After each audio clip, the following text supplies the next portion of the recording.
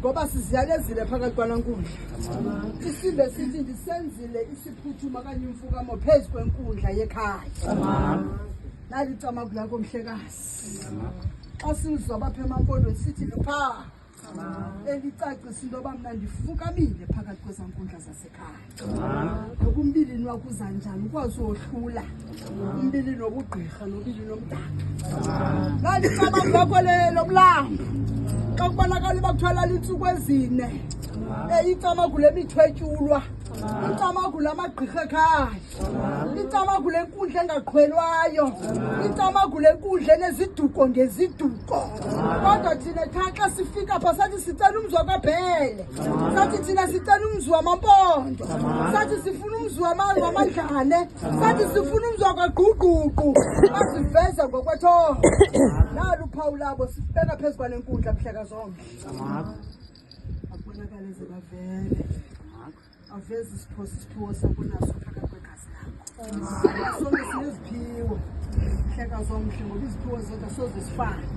Sonke sizawusenza sonke isiphuthumo kodwa ngokudalwa nokokwenzwa siza kohluka ngoba kaloku igqirha lilalwa yinkundla ngokwayo, inkundla yomhlekazi. Nalo uphawu okanye icamagu laselwandle. Zonke ezintsimbi ke ndizixelelwe nguwe Mpondo. Zonke ezintsimbi ndizixelelwe nguwe Laleli Thongo. Zonke ezintsimbi ndizixelelwe nguwe Mfondini Bhele. Bonakale bevela abantu Mfondini benkonzo. Omama bebhatyi masicamagushe abafike babetha Mfondini. Andifuni ukukhusa kuthiwa zii-bells masicamagushe. Bonakale beziveza bebetha intsimbi kirikiki masicamagushe. Bavela Mfondini phakathi elwandle esizonzobileni. Bavela izilo zaphasa camagusha. Nalo uphawu labo sacamagusha. Sibonise ezingozi kaloku ezishekile sithi zawugada umzi. Awudlokove Mfondini. Dlokove uxabiso lalwandle. Isithunywa sakho singabi ngaphansi kwetafile. Isithunywa sakho sibe phezu kwetafile kubonakala isibane sakho silayita ukuze zonke iindlela zakho zinqwenelayo. Masicamagushe ke gqirha lasekhaya. Njalo masicamagushe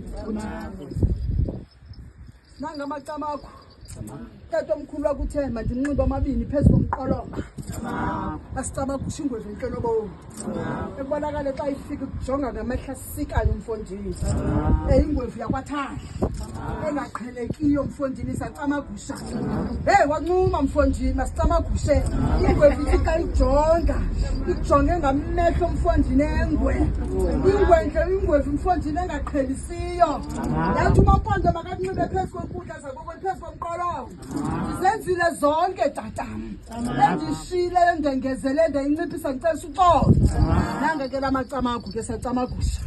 Phantsi kwesandla esihle sikanokhwezi. Yayazi ukunxiba ngokomoya gqirha lasekhaya. Uzungajiki mani. Uzungajiki uzibele igqirha. Phakathi kwezinkundla mhlekazi. Wayilibalile mina. Abantu bomqolomba zabakusebenzise ngoba kaloku bayasebenziselana nabantu bengede. Bakunika iyeza, bakunika itasi. Itasi ezawukwazi ukuphilisa isizwe salapha emhlabeni.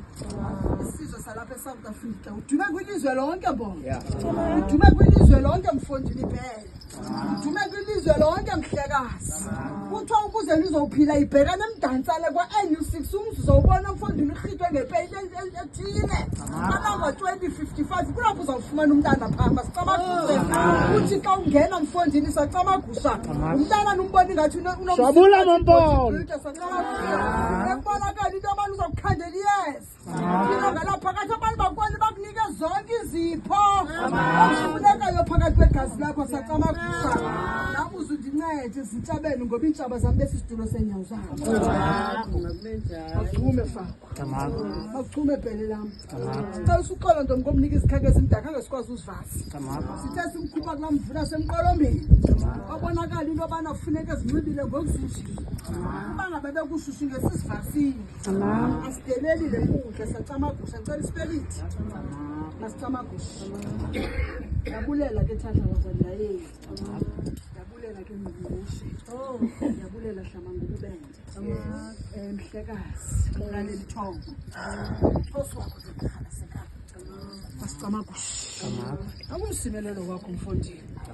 Ukubonakala uzawuthi xa ubetha kuzo zonke izinkundla.